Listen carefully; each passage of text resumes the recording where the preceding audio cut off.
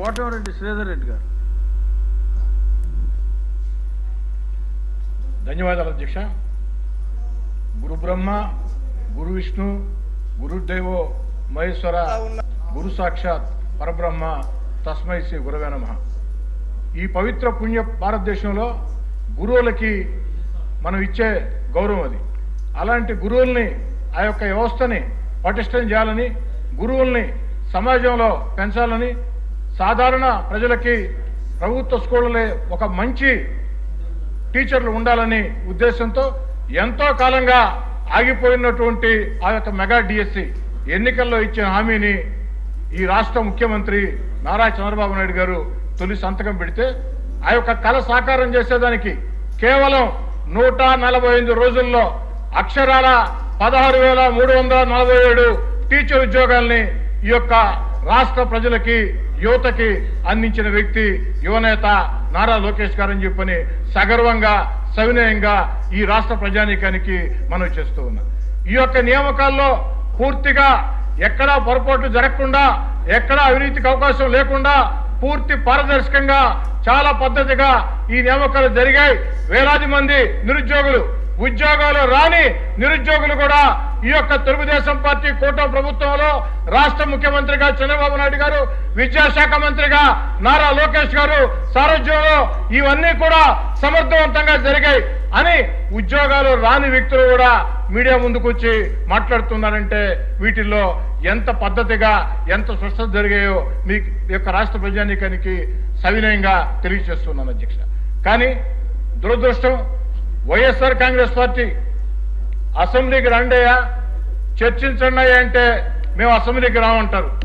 వీధుల్లోకి వచ్చి సంబంధాలు లేకుండా ఆ యొక్క ప్రదర్శనలు చేస్తూ ఉంటారు, ఆ యొక్క నిరసనలు తెలియజేస్తూ ఉంటారు. దేనికి అధ్యక్ష నిరసనలు? ఈ యొక్క ఆంధ్ర రాష్ట్రంలో కొన్ని వేల మందికి ఉద్యోగాలు ఇచ్చిన తెలుగుదేశం పార్టీ కూటమి ప్రభుత్వాన్ని అభినందించకుండా రకరకాలుగా ఒకరు భాషారు. ఎంత దారుణం అంటే అధ్యక్ష, స్పోర్ట్స్ కోటా అంటారు. వీళ్ళకి వైఎస్ఆర్ కాంగ్రెస్ పార్టీ నాయకులు స్పోర్ట్స్ కోటా అని చెప్పి రకరకాల మాటలు మాట్లాడుతూ పేకాట ఆడిన వాళ్ళకి, పేకాటలో మెడలు వచ్చిన వాళ్ళకి టీచర్ ఉద్యోగాలు ఇచ్చారని చెప్పని మాట్లాడారు అధ్యక్ష. ఈ సందర్భంగా చాలా స్పష్టంగా ఏదైతే ఆనాడు మీరు మాట్లాడిన తర్వాత నెల్లూరులో నేను ఒక సవాల్ విసిరా అధ్యక్ష జగన్ రెడ్డి గారికి, వైఎస్ఆర్ కాంగ్రెస్ పార్టీకి. ఈనాడు కూడా ఇక్కడ లేకున్నా టీవీలో చూస్తూ ఉంటారు కాబట్టి జగన్ గారికి, వైఎస్ఆర్ కాంగ్రెస్ పార్టీకి ఒక సవాల్ విసురుతున్నా. మీరే చెప్పారు మీడియా ముందుకు వచ్చి, పేకాటలో మెడల్స్ వచ్చిన వాళ్ళకి టీచర్ ఉద్యోగాలు ఇచ్చారని చెప్పని. పేకాటలో మెడల్స్ వచ్చిన వాళ్లకు, పేకాటలో ప్రావీణ్యత ప్రదర్శించిన వాళ్లకు ఆ యొక్క పోటీలు ఎక్కడ జరిగాయో, ఎక్కడ సర్టిఫికేట్లు ఇచ్చారో వాళ్ళల్లో ఏ ఒక్కరికైనా సరే పేకాట పేరుతో ఉద్యోగాలు ఏ ఒక్కరికైనా ఇచ్చి ఉంటే శాసనసభ సభ్యత్వానికి రాజీనామా చేసేదానికి సిద్ధంగా ఉన్న తెలియజేస్తున్నా సార్. ఎంత బాధాకరం అంటే గోళీలాటకి, ఫుట్బాల్కి వైఎస్ఆర్ కాంగ్రెస్ పార్టీకి తేడా తెలియదు. గోళీలాటకి, ఫుట్బాల్కి తేడా తెలియదు. బెల్లంకోడికి, క్రికెట్కి తేడా తెలియదు. ఇలాంటి వీళ్ళు ఏదైతే ఆ యొక్క అంతర్జాతీయ ఒలింపిక్ సంఘం, ఆసియా ఒలింపిక్ సంఘం చాలా స్పష్టంగా బ్రిడ్జ్ గేమ్ ని గుర్తించింది. అంతేకాకుండా క్రీడా పోటీలనై రాష్ట్ర పరిధిలో కాదు, దేశం, కేంద్రం 65 అక్షరాల 65 క్రీడా పోటీల్ని, ఈ క్రీడలను పెట్టాలని చెప్పడం జరిగింది. అదే క్రీడలు పెట్టడం జరిగింది. కానీ ఆ పెట్టిన వాటిల్లో ఇంత చెప్పాను బ్రిడ్జ్ గేమ్, ఆ బ్రిడ్జ్ గేమ్ కింద ఈ రాష్ట్రంలో ఏ ఒక్కరికి ఉద్యోగం రాలా, అర్హులు లేరు కాబట్టి. కానీ ఒక బ్రిడ్జ్ గేమ్ ని కేంద్రం గుర్తించి, అంతర్జాతీయ ఒలింపిక్ సంఘం గుర్తించి, ఆసియా ఒలింపిక్ సంఘం గుర్తించి ఇది క్రీడ అని చెప్తే పాపం జగన్మోహన్ రెడ్డి గారు క్రీడ కాదంటారు. ఈ సందర్భంగా నేను తెలియజేస్తూ ఉన్నా, జగన్ గారు మీరు క్రీడ కాదంటే అది కాకుండా పోదు, మీరు అవునంటే కాదు, నేనంటే కాదు, కాదంటే కాదు. ఆ యొక్క క్రీడలకి ఒక స్పష్టమైనటువంటి విధానం ఉంది, ఆ విధానం మేరకే పోతూ ఉంటారని చెప్పని సవినయంగా తెలియజేస్తూ ఉన్నా. ఈ విధంగా అధ్యక్ష, ఏదో సామెత చెప్పినట్టు ఎవడో ఒకడు విజయవాడలో బయలుదేరాడంట. వాడు స్నేహితుడు అడిగాడంట, యాడికి రా అని చెప్పని. కాళహస్తిలో చెంబు దొంగతనం కోసం ఒంగోలు పోతున్నానని చెప్పాడంట. కాళహస్తిలో చెంబు దొంగతనం కోసం విజయవాడ నుంచి ఒంగోలు పోతానని చెప్పాడంట. ఆ విధంగా సంబంధం లేకుండా పిచ్చి పిచ్చిగా నిరసన దీక్షలు. నేను జగన్ రెడ్డి గారికి చెప్తూ ఉన్నా, జగన్ గారు మీరు చేయాల్సింది నిరసన దీక్షలు కాదు, ప్రాయశ్చిత్త దీక్షలు చేయండి. ఎందుకంటే 5 ఏళ్లుగా ఈ ఆంధ్ర రాష్ట్రాన్ని మీరు సర్వనాశనం చేస్తే, ఆ సర్వనాశనం చేసిన ఆంధ్ర రాష్ట్రాన్ని గాడిని పెడుతూ చంద్రబాబు నాయుడు గారు అభివృద్ధి సంక్షేమం రెండు నడిపిస్తూ, అమరావతి రాజధాని నిర్మిస్తూ, పోలవరాన్ని పరుగులు పెట్టిస్తూ, మన బిడ్డలకి ఉద్యోగాలు వచ్చేదానికి లక్షల పెట్టుబడులు తెస్తూ అన్ని రకాల ముందుకు సాగుతున్నాడు. ఈ పనులు నేను ఎందుకు చేయలేకపోయినా అని మీరు ప్రాయశ్చిత్త దీక్షలు చేయండి. అంతేగాని నిరసన దీక్షలు చేసే అర్హత మీకు లేదు.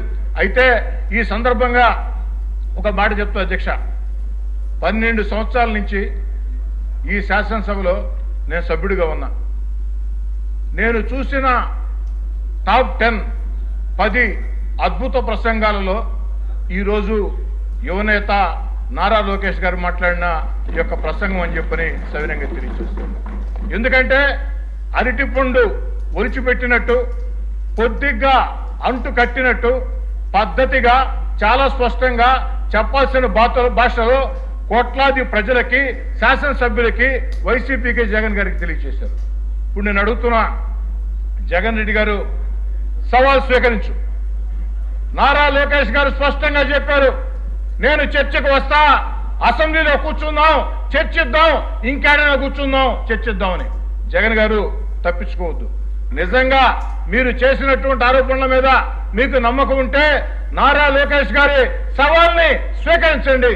అంతేగాని అలా కాకుండా నేను నా సాక్షి టీవీ, నా సాక్షి పత్రిక, నా యొక్క సోషల్ మీడియా ఇష్టరీతిగా ఇష్టం వచ్చినట్టు మాట్లాడతాం. ఇది సరైనటువంటి పద్ధతి కాదు, మార్చుకోమని తెలియజేస్తూ చిట్ట చివరగా నా మాటలు ముగించే ముందు ఒక్క మాట చెప్పదలుచుకున్నా. ఈ యొక్క రాష్ట్ర ముఖ్యమంత్రి చంద్రబాబు నాయుడు గారి ఆలోచనలు, ఉప ముఖ్యమంత్రి పవన్ కళ్యాణ్ ఆలోచనలు, యువనేత నారా లోకేష్ గారి కష్టం, ఇవన్నీ కూడా ఎక్కడికి వృధా కావు. ఎందుకంటే నారా లోకేష్ గారు నిండు శాసనసభలో మీకు చెప్తూ ఉన్న, పురాణ కాలంలో లోకశాంతి కోసం దేవతలు యజ్ఞాలు చేస్తుంటే రాక్షసులు దాన్ని చెడగొట్టడానికి ప్రయత్నం చేసేవాళ్ళు. కానీ దేవతలు ఇంకా కష్టించి యజ్ఞాలు చేస్తే చెడగొట్టాలా అనే రాక్షసులు ఆ యొక్క మంటల్లో మడి మసేయేవాళ్ళు. 25 ఏళ్ల క్రితం ఈ రాష్ట్రానికి నారా చంద్రబాబు నాయుడు గారు ముఖ్యమంత్రిగా ఉన్నప్పుడు ఆనాడు చంద్రబాబు గారు కంప్యూటర్లు కంప్యూటర్లు కంప్యూటర్లు కంప్యూటర్లు అంటే చాలా మంది మాట్లాడిన మాట, కంప్యూటర్లు కూడు పెడతాయా గూడు పెడతాయని. ఎస్, నేను కూడా ప్రభావానికి లోనయ్యా. ఆనాడు కాంగ్రెస్ పార్టీ రాజకీయాల్లో మేము కూడా కాంగ్రెస్ పార్టీ నాయకులు చెప్తూ ఉంటే కంప్యూటర్లు కూడు పెడతాయా గూడు పెడతాయని చెప్పని మేము కూడా అనుకున్నాం. కానీ ఆ తర్వాత చంద్రబాబు గారి ఆలోచనలు కంప్యూటర్లు కూడు పెట్టాయి, గూడు పెట్టాయి. ప్రపంచం అంతా కూడా కంప్యూటర్ రంగంలో 2 తెలుగు రాష్ట్రాలు అందరికంటే ముందు ఉన్నాయంటే, ఎక్కువ ఉద్యోగాలు ఉన్నాయంటే ముందు చూపుతో చంద్రబాబు గారు చేసిన ఆలోచన.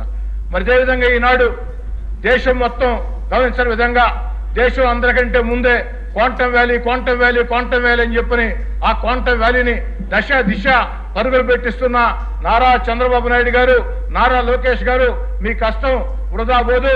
మీ యొక్క కష్టం ఈ రాష్ట్రానికి ఎంతో మేలు చేస్తుంది.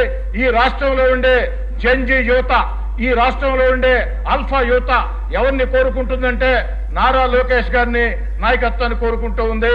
వాడు చెప్పేది ఒకటే, మా నాయకుడు నేర చరిత్ర ఉండకూడదు, మా నాయకుడికి మంచి చదువులు ఉండాలా, మా నాయకుడికి విషయ పరిజ్ఞానం ఉండాలా, మా నాయకుడు ఎప్పుడు కూడా యువత కోసం ఆలోచన చేయాలా, మా నాయకుడు పెట్టుబడులు ఆకర్షించి లక్షల ఉద్యోగాలు ఇవ్వాలా, ఇలాంటి వాడు మాకు నాయకుడిగా ఉండాలని జెన్జీ యువత, ఆల్ఫా యువత కోరుకుంటూ ఉంది. ఆంధ్రప్రదేశ్ లో జెన్జీ యువత, ఆల్ఫా యువత ఆకాంక్షలకి, గుండె చప్పుళ్ళకి ఒక్క నారా లోకేష్ గారి నాయకత్వం ఖచ్చితంగా అన్ని రకాల కూడా మేలు చేస్తుంది. వాళ్ళ కోరికని తెలియజేస్తూ, ఒక సీనియర్ శాసనసభ్యుడిగా తెలియజేస్తూ, ఈనాటి ఈ యొక్క కార్యక్రమంలో, ఈ యొక్క చర్చా కార్యక్రమంలో నాకు అవకాశం ఇచ్చిన దానికి ప్రత్యేకంగా అందరికి కూడా ధన్యవాదాలు తెలియజేసుకుంటాను.